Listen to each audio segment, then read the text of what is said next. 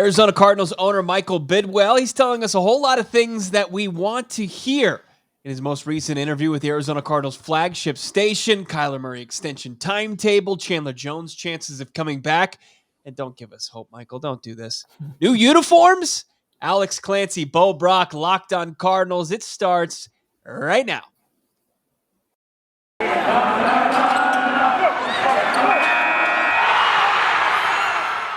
You are Locked On Cardinals, your daily Arizona Cardinals podcast. Part of the Locked On Podcast Network.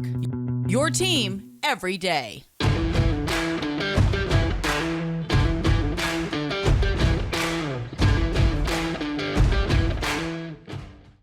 Yes, welcome to the podcast, Monday edition. It is a mock draft Monday. Failed to mention that. We'll give you the most recent update of our mock drafts. 3 rounds. We'll go for the Arizona Cardinals. I had some fun with this one. I did. I answered some needs. I did. Look, I kind of changed it up. One of the guys I've been selecting over and over again, he was there. I'm like, he's probably not going to be there. I'm going to roll with that. And I went a different direction, at least with my first round pick, and then answered those other needs later. You can't wait for it, Alex. I can see it. It's happening in the third segment of today's episode, which is brought to you by BetOnline. BetOnline has you covered this season with more props, odds, and lines than ever before. BetOnline, where the game starts. If this is your first Locked On Cardinals, thanks for checking us out on YouTube or wherever you find podcasts. We're free and available across all platforms. An unbiased approach. We're not going to sugarcoat anything. We're going to talk about the comments today from Michael Bidwill, the owner, about Kyler Murray, Chandler Jones, their downfall in the second half of the season and in the playoffs, and maybe new uniforms. We'll get into that conversation. But, we also are not going to just say, everything is all good in Cardinal land. We never have. We had a bit of a brutal week last week. And I kind of came away from the Friday episode feeling like, man, we really just kind of piled on. And we will be kind of more proactive as far as how we think we can improve things with the qualifier, Alex, that, Steve Keim at the end of the day is the one pulling all the strings. Yeah. And, what we haven't mentioned yet because the podcast just started was Steve Keim on the flagship station goes on this week, every week. What is it? Leadership week is what they call it. Yeah. Or whatever they call it. Steve Keim is nowhere to be found. Yeah. So, leadership is something that the Cardinals severely lack from the top down, and this is just another. What a coward! What a coward! And especially with Michael Bidwill said, we'll see. I mean, I could have gone in there, pretended to be Michael Bidwill, and done a better job explaining the course of action for the Cardinals moving forward. All right. So, well, all in all, and you're right. I mean, we were negative last week, even a little bit more than normal. I mean, really, these are just lingering effects of a team 2 years in a row that have completely embarrassed themselves down the stretch. Yeah, but I think that there are positives to take away from this season. There absolutely are. 11 wins, playoff appearance. Your quarterback continues to take a step in the right direction. I think Isaiah Simmons, your first round pick from the previous season, showed that he belongs at the NFL level, that he can be a playmaker on the defensive side of the football. James Conner, we mentioned, most improved player on Friday's episode. Is that problematic that a veteran running back is coming in as your most improved player? Sure, but still, he was a great free agent find. As you mentioned last week, outside of the negativity, why are people down on AJ Green? AJ Green, 800 yards receiving, 3 touchdowns, a guy who people had deemed dead as far as an NFL contributor on the field, at least. There are definite positives, and let's get into the comments from Michael Bidwill, because I think the relationship, the communication that's going on behind the scenes that people thought was non-existent was very much happening. This was what he said to 98.7 Arizona Sports, the flagship station of the Arizona Cardinals. I've just got a couple quotes. Him saying he's not a big social media guy. I don't know what the nuances of that stuff. Yeah, okay, whatever. But I think there was a lot of interpretation around that was inconsistent with the conversations that were not what I were having with Cliff or Steve Keim that they had with Kyler Murray, which is good. I mean, there was a lot of people trying to fill in the blanks here. Kyler Murray and his social team, or just Kyler Murray himself, made the move to purge his social media account. And then then everybody just speculated, just pure speculation on what it all meant. And then you also had, people who have inside sources and people who were saying unflattering things about Kyler Murray, people who, of course, knew what they know already about Kingsbury and Keim and Bidwill, the three guys at the top of the Cardinals organization. So that's the first thing he says. And then as far as Kyler Murray, him being in his corner, there are positive conversations that are going in the right direction. We know we have to get better. I know Kyler put out a statement, his social post, love me or hate me, I'm going to get better. Well, put me, Michael Bidwill speaking, in the category that I love him and I know he's going to get better. Smart man. Okay. What have you told us? That you're not pissed off at your QB1 who you need severely more than he needs you? Like, I don't know. I don't know what we're supposed to take from that. Like, well, sure. I'm glad that you're making a public display of confidence in his quarterback, that he's pretty much calming the waters a little bit. I don't have any issue with that. Yeah, that's fine. I think it may be 10 days late. But I know that this was you want him to call up Arizona Sports himself and say, "Hey, put me on." I know. I wish he would have gotten. I just don't think you can answer everybody kind of losing their mind over what they believe to be Kyler Murray making a move with his social media account. Like how organizations can't respond to everything. And I think that they have. And now that the dust has settled, you realize that it was something. It definitely wasn't nothing. And Bidwill's not saying that at all either. He's saying that it doesn't add up completely with the conversations that they were having behind the scenes. Now, there has been a lot of debate with all of that, how things ended and where things are with this organization. Kyler Murray, especially unflattering things that were put out through sources, whether it's how he conducted himself on the sidelines, his leadership, where they want him to take a step forward in his leadership qualities, or, what was people were saying what he does at halftime, which was pretty much debunked. But is he going to be worth the huge contract, $40+ million a season?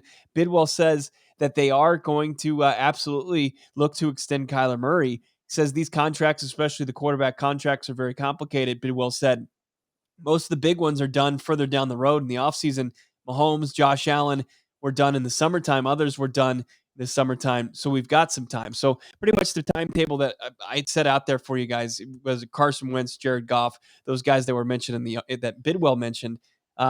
Just kind of relax. They're going to have to do a lot of work to get their cap situation figured out to where they can re-sign guys, where they can be active in the free agent market. They can make trades and they can, of course, make their draft picks and all make it work cap wise.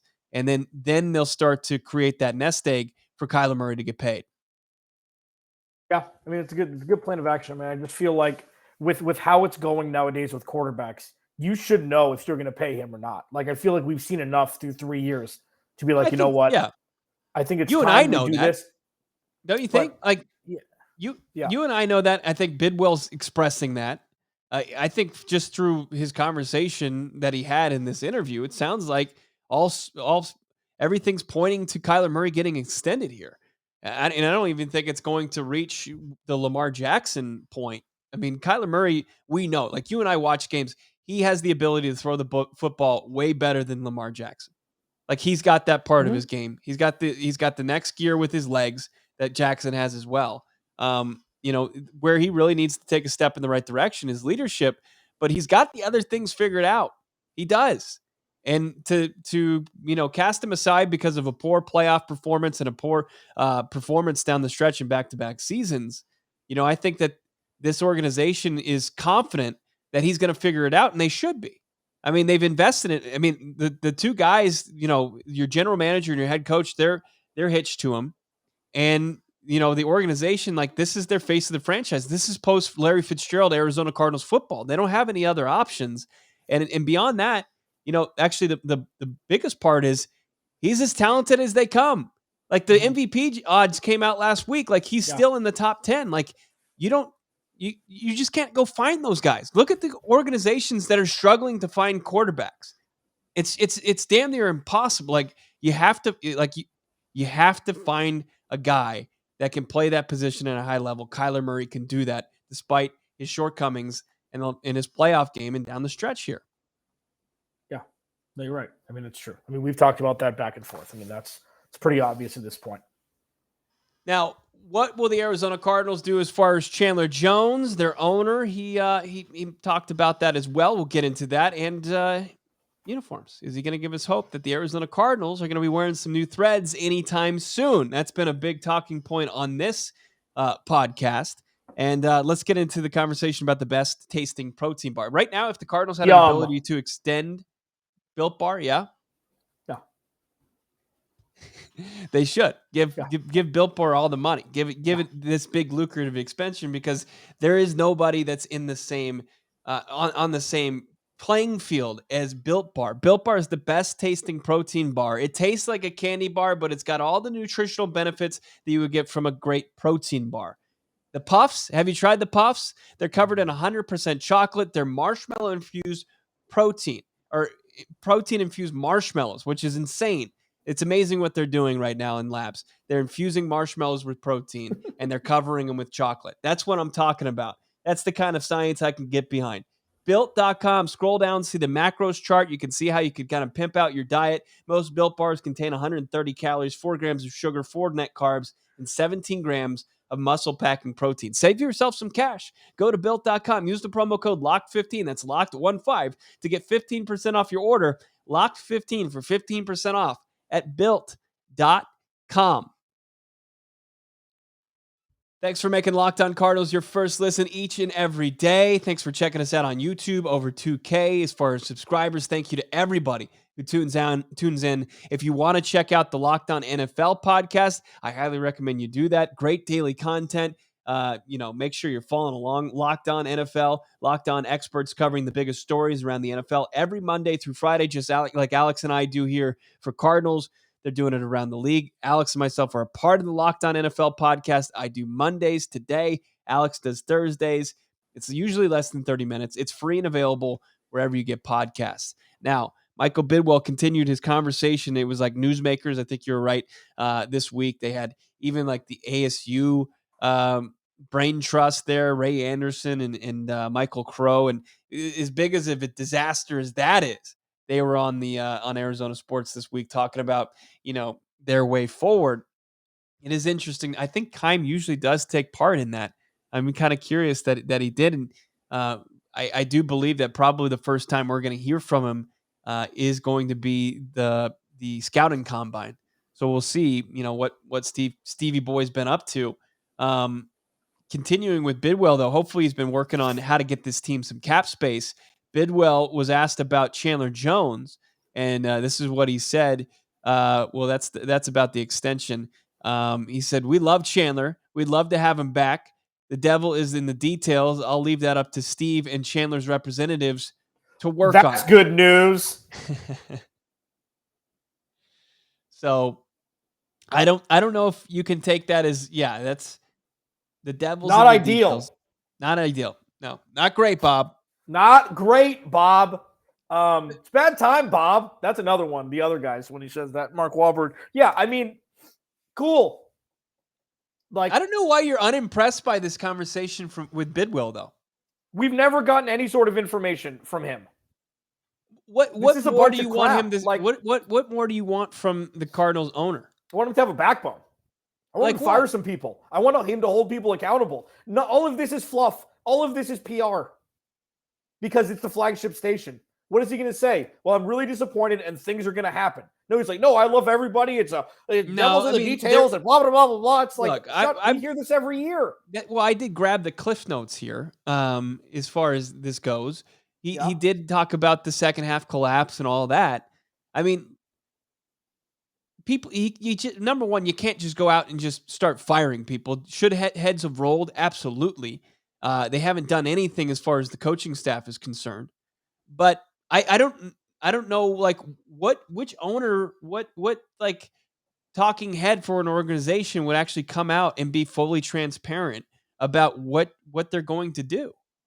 I don't know, but I mean, there's a difference between being fully transparent and saying nothing every time you're in front of a microphone. I don't feel like he said nothing. Like, I do feel like the team and the organization is trending towards an extension with Kyler Murray. That's been the biggest topic of this offseason. Sure. Now, softening that, absolutely. Do I think that they should have gotten in front of, but that's just me. think they should have handled it differently. The fact that he loves Kyler Murray, that's great. We'll see what happens next year when they pay him. I mean, they say all this stuff until they actually have to do something about it, you know? So maybe I just don't take weight in this either way, except for the fact that he could have done something after the season and after last season, but he sat on his hands and he's not going to make any big changes, obviously. So he could say that he's upset with how things ended, but he's not doing anything to fix it. Maybe that's what is getting to me a little bit more. You just want him to fire Cliff Kingsbury. Is that what you're getting to? No, I want him to do something. I want him to say this is I want him to be believable that he actually cares about winning and not just making money hand over fist like every NFL owner does. I don't put Michael Bidwill in that camp. I don't think he's a guy that's just he wants to win. He's not somebody that was in it for the business angle. They're making enough money. I mean, his family bought the damn Cardinals for $50,000 way back when. He was born with a silver spoon in his mouth. He's never had to earn $1 in his life. I don't think he's just trying to. It's a bottom line game for him. He's desperately trying to win. Now he's handicapping himself by who he surrounds himself by. But I don't have any issue with what he said. I think he's saying enough for the fan base to feel like he's not just blowing smoke. Okay, I mean, I don't know what you want from the guy. I mean, what would have been, what should have happened was the organization should have made Cliff Kingsbury hire a play caller. That's the one thing. That's one thing you and I agreed about. There hasn't been any drastic moves with this coaching staff. But at the same token, I'm not in the camp that they needed to clean house after an 11-win season. And it's not necessarily cleaning house. It's and yes, of course, I think that Cliff Kingsbury should be gone. I think Steve Keim should be gone. I think we've seen enough to warrant both of those. But the thing is that it's not just this offseason, Bo. Steve Keim should have been fired 3 times by now. Okay? So obviously Michael Bidwill says, yes, all these things are going to change, but he refuses to actually make the changes that are necessary. So you can say whatever you want. And I think this is just the culmination of the last 3 offseasons since 2018. Nothing's going to change because nothing has changed when it needed to. Now you can hide behind an 11-win season and say everything's fine it's not. There's been improvement each and every year. We can't deny that. Things have gotten better.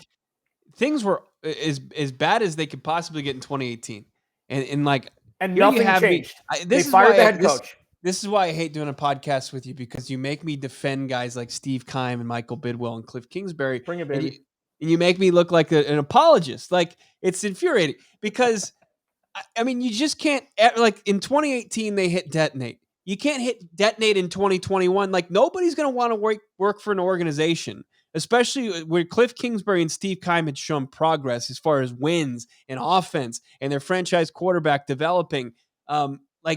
Nobody's going to want to go to an organization that you really unless you win a title, it's not going to be deemed successful.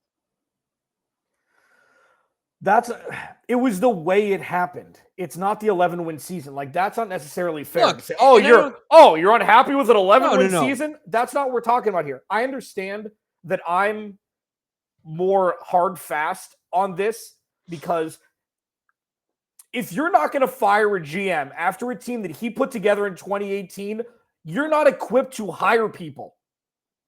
And that's the issue that we're dealing with here. Obviously, you can't fire an owner, okay? I understand that. And obviously, the majority of what I'm saying with Cliff Kingsbury and Steve Keim is inactive futility because ain't nothing going to change. But I'm not going to sugarcoat a terrible situation around 11-win season and say it's going to get better because they're bootstrapped to ineptitude.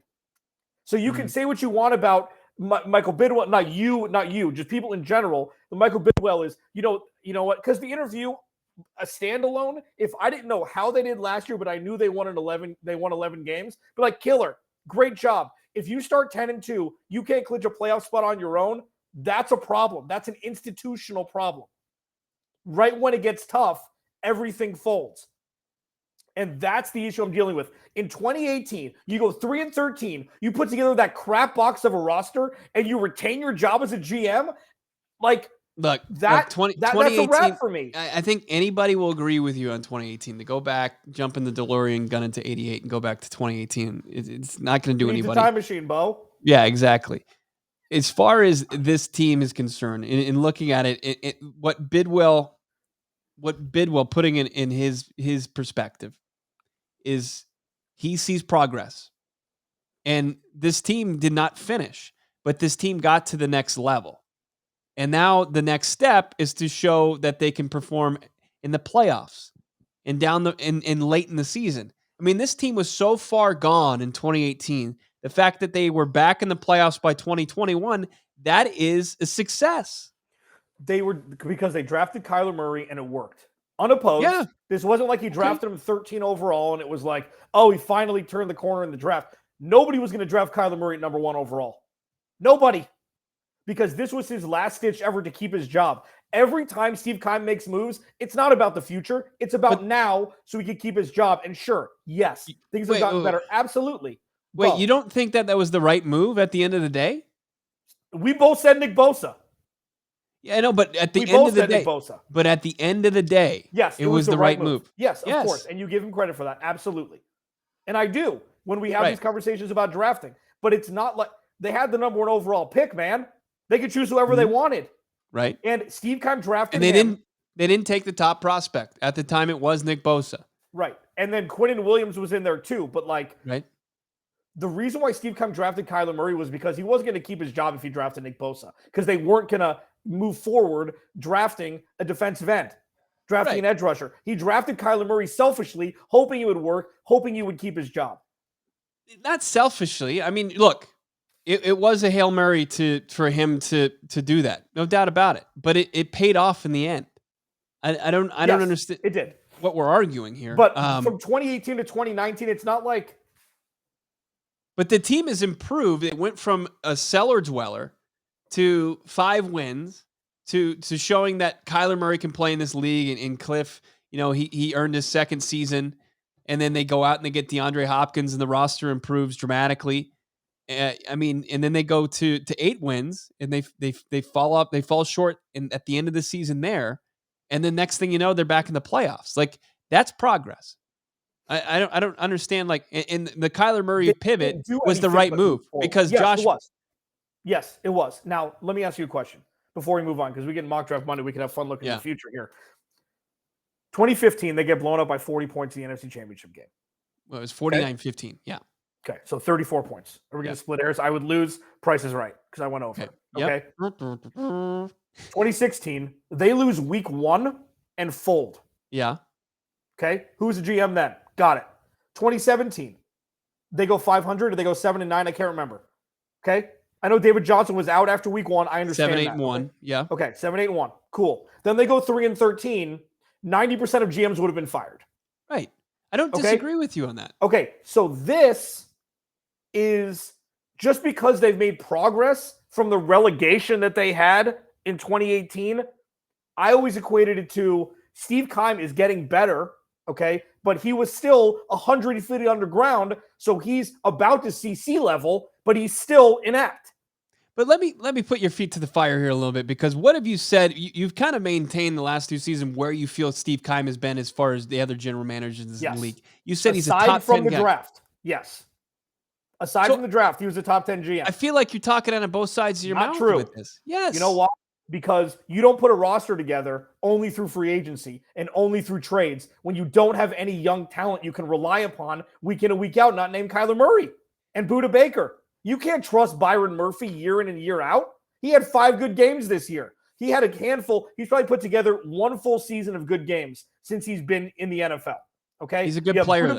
He's a good player, though. He's mostly on an island because there's nobody really right now. Whose fault is that? But look, what have you said about Steve Keim the last 2 years? Outside of the draft. What have you said about him? That he's been a top 10 GM outside of the draft. Okay. I just don't understand how you can say, and I understand your point about the draft. Everybody agrees he sucks at the draft. But I don't know how you can say it just doesn't make sense to me. Was this roster put together to succeed this year? Yes. It was. Yeah. So one person gets injured and everything falls apart. One person, J.J. Watt's arm exploded, And then your best weapon on offense in DeAndre Hopkins, I mean, he's held to 10 games, let's call it 8, because he barely played against the Packers and he barely played against the Rams. I mean,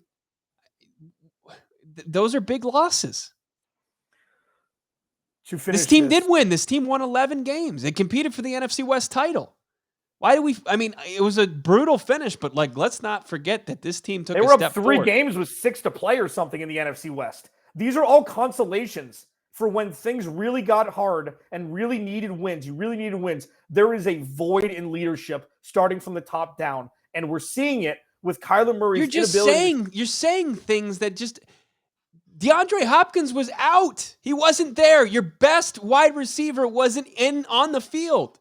He wasn't there. J.J. Watt, your best defensive lineman, wasn't there.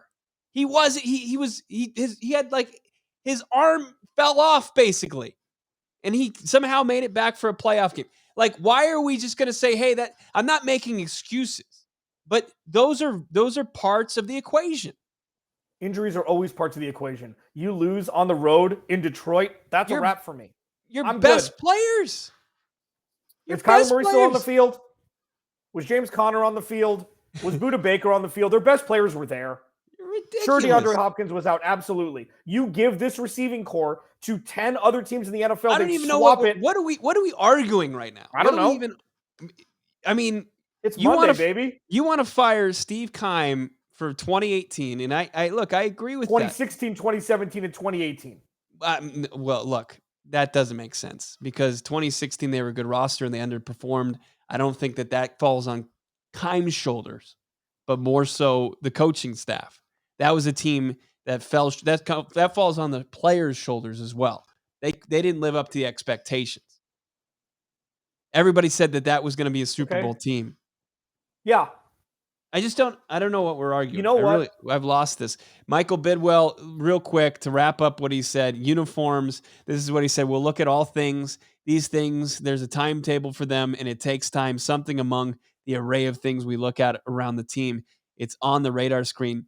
It's good it's on the radar screen, but it doesn't take time. Teams can get hey, we have a concept for a jersey and a helmet combination, and then they immediately act on it. I don't understand what the holdup is with the uniforms. I really don't.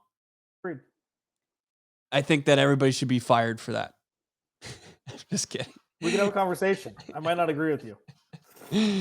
This thing is going way long. Let's get into the conversation. Let's do our mock draft Monday here. But real quick, Bo and I love each other. Okay, this is the fun stuff. I'm trying to find the fun in it. I just don't know what the hell's going on. You wanted to take it back to 4 years ago. Football this is might the culmination. The culmination was I feel like we got to that like a month ago, and now we're kind of just trying to move forward. Well, this is the first time we've heard his voice. Oh, this is bringing it all back. And apparently he wasn't telling you all his secrets, so you're upset about it. I just don't think he knows what he's doing. Agree to disagree. His biggest problem, I'll say this, is that he's in Steve Keim. Like Steve Keim is in his corner. That's the biggest problem. That's his biggest issue. But outside of that, I think that his intentions are very good, and he's taken this organization out of being a laugher, the laughing stock in the NFL, to actually being relevant. And look, we'll continue that. This is a daily podcast. We talk about Mr. Rogers. Are you going to take over for Mr. Rogers now with that? What? That's the more his heart's in a good place. I believe that. He wants this team to win. You said it was a bottom line thing. I don't believe that at all. All right. Football season, it's over. It's not for Clancy. He's thinking about the 2018 season. But basketball, full steam, pro, college hoops. We can agree on this. We love March Madness. We love to bet on the hoops and the latest odds, totals, player performance props, where you can find the next fired coach, where he's going to land. BetOnline.net. It's your number one spot for all your sports betting needs. BetOnline remains the best spot for all your sports scores, podcasts, and news this season and off season. And it's not just basketball. BetOnline.net is your source for hockey, boxing, UFC. Head over to the website today. Use your mobile device. Learn more about the trends in action. BetOnline, where the game starts. Wrapping up a Monday edition. Getting testy on a Monday. My God, it's just the first day of the week. That's how you know this is going to be a great offseason. It's Locked On Cardinals. Thanks for making us your first listen each and every day. Let's get into our mock draft Monday. Our guys over at the Locked On NFL Draft, they're doing a mock draft each and every Monday as well. You can check that out. It's a great podcast. Our guy Ryan Tracy and Eric Crocker, they're breaking down their latest picks. All right, Alex, I went first last time. Let's do you first. Number 23 overall. You have the Arizona Cardinals selecting. Shaka. Oh, come on, man. You got it?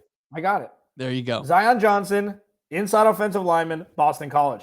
Every single time Zion Johnson is on the list during the mock draft, I'm going to draft him. Plays guard. He's going to be a great compliment to Rodney Hudson. He is a big boy. I don't like when people call him the big uglies up front. I think that's kind of rude. He's a big dude that will definitely help DJ Humphries on the left side with Rodney Hudson. Because remember, if you don't protect Kyler Murray, none of this is going to work.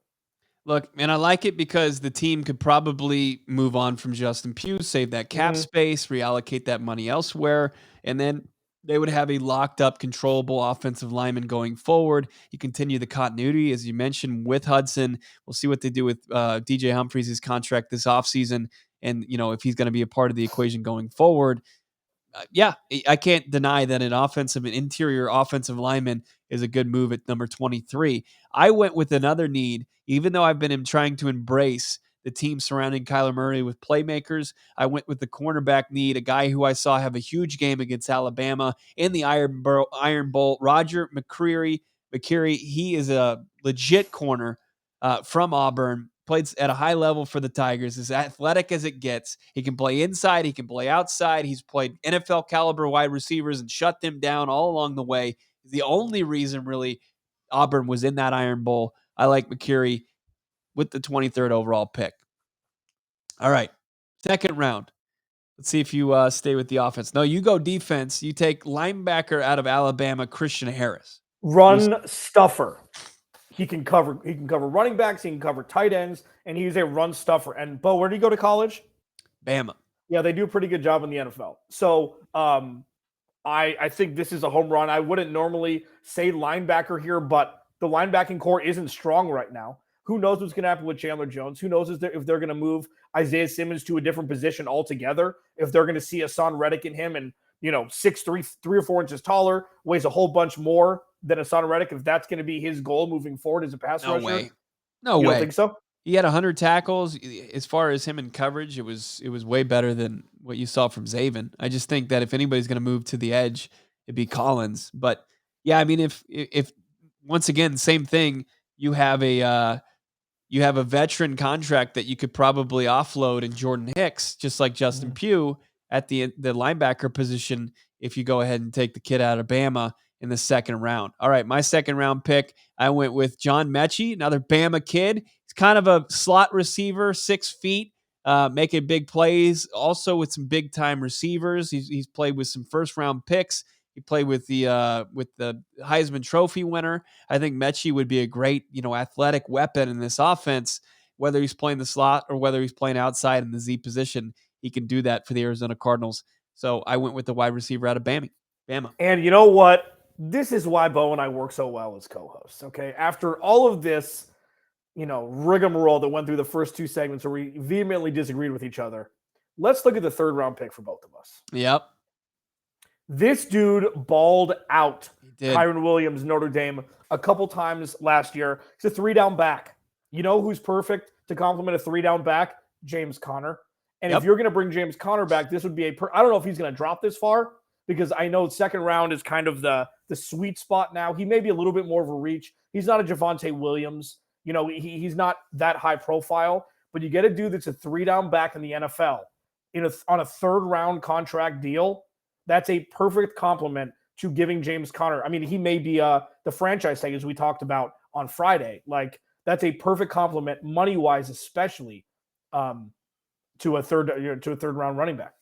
Put him on my fantasy team immediately. I love it. I love it. And I can't believe we're actually going to end on a note where we both agree on something. But Kyron Williams out of Notre Dame, third round pick for the Arizona Cardinals. Send us your mock draft. See you, Jared. Thanks for sending yours last week at Locked On AZCards, at Clancy's Corner, and at Bob Brack for all of us on social media. Have a great rest of your Monday. We'll talk to you on Tuesday another podcast for Locked On Cardinals. Thanks, and subscribe to our YouTube channel at Locked On AZ Cards.